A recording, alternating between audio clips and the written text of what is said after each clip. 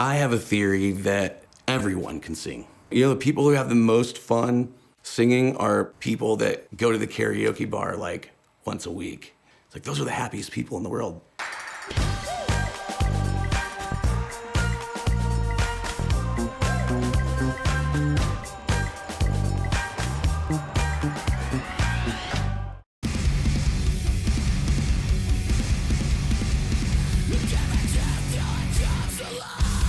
My name is Cory Brandan. I'm the singer of Norma Jean and 100 Sons.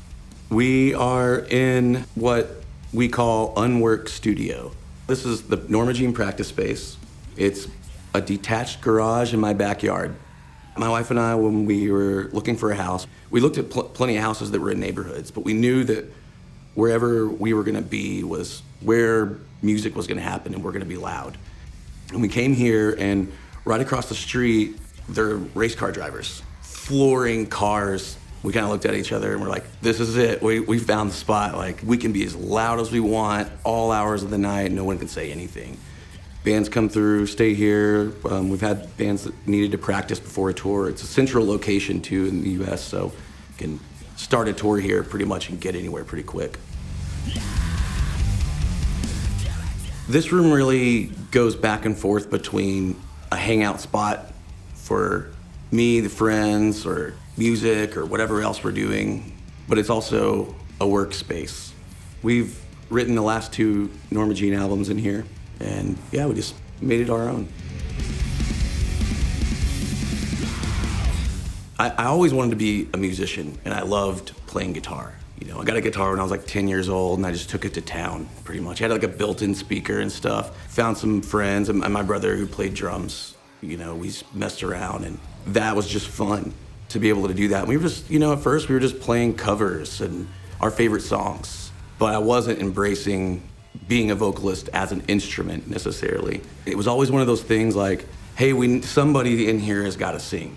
So, hey, Cory, you do it. I always felt like I couldn't sing, but, you know, once I got into Norma Jean, it kind of hit me like, I'm not holding a guitar anymore. I just have this mic.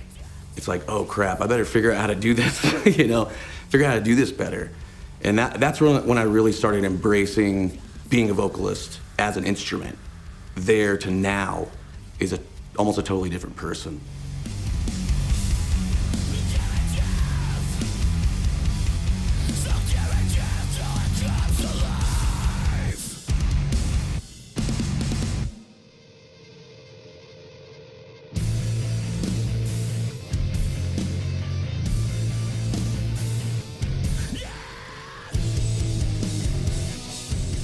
Norma Jean is me, of course, and then Grayson plays guitar. Other guitarist is Clay. Jeff, Philly, drummer is Matt Marquez. For the album that we just did, though, my brother wrote the album with us. It really is just kind of almost a free-for-all of whoever can do something, go for it.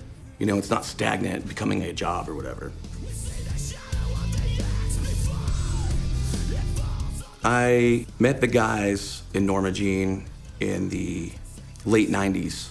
All the guys in Norma Jean and the band that I was doing at the time were just good friends. Years went by and all the projects I was doing just weren't working, none of them. I was a single parent. I was walking to work every day and I had no car. I was kind of like, hey, maybe this music thing isn't gonna work and I should just give it up. A week later, they hit me up, hey, we need a singer in 3 weeks, we're going to Europe, and I'm still doing it to this day, so.